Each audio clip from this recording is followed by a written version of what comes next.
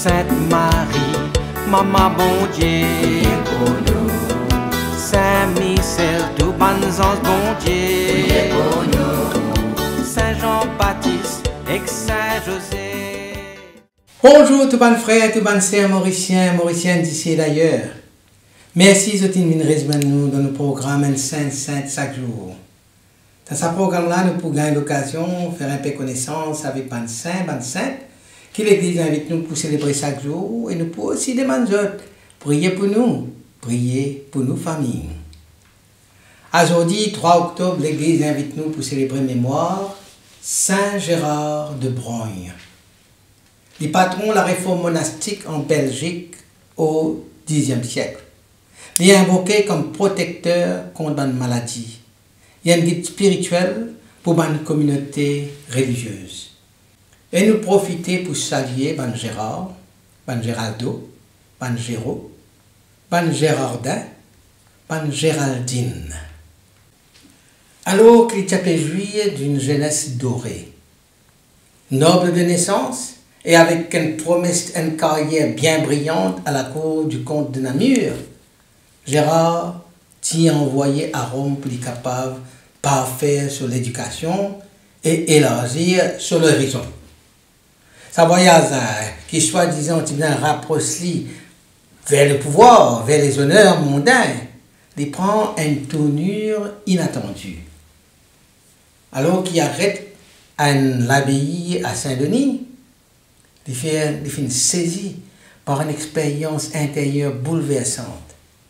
Sa silence qui t'habite ban moine, sa rigueur toute la vie, et surtout la paix profonde qui t'a fait sortir de la prière, ça fait une bouleverser complètement. C'était pas un simple intérêt intellectuel ou bien une beauté, mais c'était une révélation. Et quand il est retourné, alors que tout a pu attendre pour trouver monte les échelons de la cour, Gérard de faire un choix radical. Il tourne les dos à tout ça l'honneur, à tout ça flatterie du monde là, à tout ça richesse du monde, et de choisir l'humilité du cloître, des monastères. C'est un moment de bascule, ça tourne là, presque incompréhensible pour ce camarade, pour ce contemporain, il révèle la clé de tout sur la vie. Sur la vie, il est centré sur quoi? Une recherche de la vérité et de profondeur, un refus de l'illusion du pouvoir et une attirance irrésistible pour le mystère de Dieu. Ce renoncement-là n'est pas une fuite, mais un acte de courage, parce qu'il a plus la force pour dire non à la gloire que pour poursuivre la gloire. Gérard, en ce sens, il incarne un paradoxe, un vrai héros spirituel. C'est lui qui conquiert non pas des royaumes, mais ce propre guerre. Gérard fut né en 895 et il est mort en 959. C'est le temps du Moyen-Âge central marqué par une instabilité politique, une invasion et un besoin de réforme dans l'Église. Dans l'abbaye, il y a un relâchement spirituel. Beaucoup de monastères deviennent plus riches, tu peux vivre plus la richesse que la pauvreté, et ils ont perdu leur ferveur. Gérard, qui est originaire de Brogne, près de Namur en Belgique, c'est là qu'il fonde ce monastère et qu'il devient lui-même un réformateur. Gérard, pas un homme né dans la pauvreté ou bien dans la marginalité, bien au contraire. Il est sorti d'une famille noble. Il était destiné à la vie de prestige, de pouvoir et d'influence. À la cour du comte de Namur, il était brillé par son intelligence, sa prestance, son talent. Alors tout semble tracé pour lui. Une carrière politique, une alliance stratégique, une place dans l'histoire des puissants. Mais au fond de lui, il y a la flamme qui peut brûler. La flamme discrète, mais qui est là tout le temps, pas de quitte. Et c'était la flamme de l'appel de Dieu. Le temps il a visite L'abbaye de Saint-Denis, ça la flamme là, les vins un grand effet, les vins un incendie dans un sens. Les vivent là, l'expérience quand les pour trouve des hommes libres dans la pauvreté, riches de Dieu dans le dépouillement. Ça contraste là avec la vie de la cour de Namur, pour lui, c'est un choc. Il comprend qu'il vraie grandeur, ne pas mesurer à partir de l'honneur, de titre qui nous est dans, mais en profondeur de l'âme. Ça soit là, il n'est pas faire sans douleur, parce qu'il y a un problème d'État de faire ce choix, pour lui renoncer à toutes les honneurs, pour prendre la vie monastique. Il bien affronte l'incompréhension sur mes proches, sur mes parents, moquerie sur mes camarades, et surtout, il bien affronte sa propre hésitation, renonce à tout ce qu'il a pu espérer, tout ce qu'il a pu attendre de lui. Mais c'est un lutte intérieur intense, ça. Mais Gérard, comment les chrétiens, ils viennent choisir la porte étroite. Ils viennent choisir le monastère, le cloître, avec une détermination qui n'est pas divine de lui tout seul, mais qui est divine de la grâce. Les temps finis fondent l'abbaye de Brogne en 918, l'eau se propre la terre.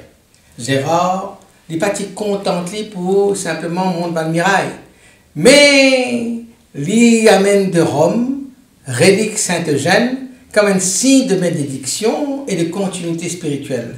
Il introduit la règle de Saint-Benoît, exigeante mais libératrice, centrée sur la prière, le travail et la pauvreté. Mais sa mission pas s'arrête là. Gérard est appelé pour réforme plus que 20 abbayes en Belgique et en France. Il n'est pas de période de sa chose à lui, mais il finit accepter lui comme une obéissance à Dieu. Dans chaque monastère, il peut affronter une résistance, pas de moine trop attaché à notre confort, pas abbaye qui finit riche et mondaine, pas habitude enracinée dans la facilité. Il y a une anecdote qui illustrait justement la manière que Saint Gérard opérait, agir.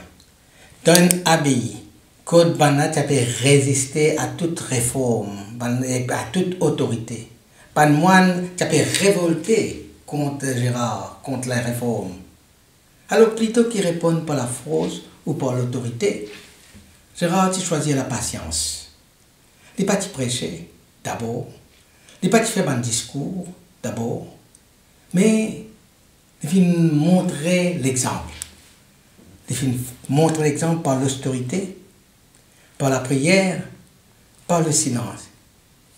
Et petit à petit, cette sainteté finit désarme ce bandit résistant là. Il dit, ce n'est pas lui qui a pu triompher, mais la lumière qui a pu amener. Et ben moi là, le change de l'attitude envers lui. Pas le miracle qui est attribué à Saint Gérard de raconter qu'un jour il y a un homme qui était gravement malade. Et je t'ai sorti au monastère de Brogne, porté plus par l'espérance que par la force. Pas le médecin, il finit d'être les bras en bas. Il finit, comment dire, abandonné. Mais Gérard, il n'est pas trouvé un cas désespéré. Il trouve un frère qui peut souffrir. Un écho qui vient relever. Un âme qui vient consoler. Alors Gérard priait longuement, avec ferveur. Après, il bénit malade là. Et il touche lui avec les reliques de Saint Eugène, qu'il s'est rapporté de Rome comme tu racontes. Et sa geste humble, silencieux, devient un événement extraordinaire parce que l'homme est relevé, complètement guéri. Sa miracle n'est pas simplement une guérison physique, mais un signe de la puissance de la prière et de la foi incarnée. Nouvelle là, bien sûr, les répandent partout, et Brogne devient un lieu de pèlerinage. Mais Gérard, il n'est pas glorifié dans sa miracle. Il trouve dans sa miracle là un don de Dieu. Elle l'appelle à l'humilité, à la confiance. La vie monastique à Brogne est rude, malgré tout ça, est limitée. Un jour, face à un manque d'eau, pour un moine, pour un pèlerin, Gérard il retient en prière. Et selon la tradition, il prend ce bâton, il plante dans le sol et la source jaillit. Ça de l'eau là, claire, abondante, rapidement fin considéré comme un miracle. Et apparemment, ça la source ça fin guérir plusieurs malades et soulage bien des souffrances. Mais au-delà de ce prodige, ce miracle-là y amène un message. Bon Dieu est toujours là pour pourvoir à nos besoins et surtout aux besoins de tous ceux qui le servent avec fidélité. Gérard est en train de faire sa délola sortie, il est en train de faire couler la source là. Il n'est pas peut faire seulement couler un liquide qui sauve la vie, mais il peut ouvrir la source de confiance, de foi et de miséricorde. C'est un miracle là, modeste dans cette forme, mais profond dans cette portée. Lui montrer que Gérard n'est pas seulement un réformateur rigoureux ou un bâtisseur d'une abbaye. C'était un homme de compassion, attentif aux souffrances, proche des petits, des malades, des oubliés. Sa sainteté n'est pas mesurée à partir d'un dogme, à partir d'une grande déclaration doctrinale, mais en gestes concrets. Une bénédiction, une la prière, une la source. Il incarne une spiritualité qui, côté la foi, les met au service. La foi est un service. Côté miracle, il est toujours au service de l'amour. Alors nous posons la question, qui fait Saint-Gérard de Bron, il encore inspire nous aujourd'hui, c'est parce qu'il rappelle nous que toute réforme, les biens commencent par nous-mêmes. Avant qu'il nous corrige les autres, Gérard, dis-nous comme ça, nous corrige nous-mêmes et laisse-nous transformer. Il n'est pas impose une règle de Saint-Benoît, chacun comme un décret qui vient de là-haut. Il faut vivre dans la chair d'abord lui-même. Et là, il faut apporter ça vers ce bon frère. Pauvreté, silence, prière, travail. Il faut prendre tout ça là avec humilité. Il faut vivre tout ça là dans l'humilité avant qu'il y ait le prêcher. Pauvreté, silence, prière, travail. C'est ce qu'il faut vivre avant qu'il y ait le prêcher ça. Dans le monde, quand nous perdons souvent pour changer une structure, sans qu'il nous convertisse nous-mêmes. Gérard il enseigne nous qu'une vraie réforme, il y a une réforme intérieure. Il y a un modèle de cohérence, ce qui nous peut demander des autres faire. Nous devons accepter que nous faisons nous-mêmes d'abord. Gérard continue à causer nous parce qu'il incarne un courage spirituel assez rare. Il est capable d'être une personne puissante, influente, honorée.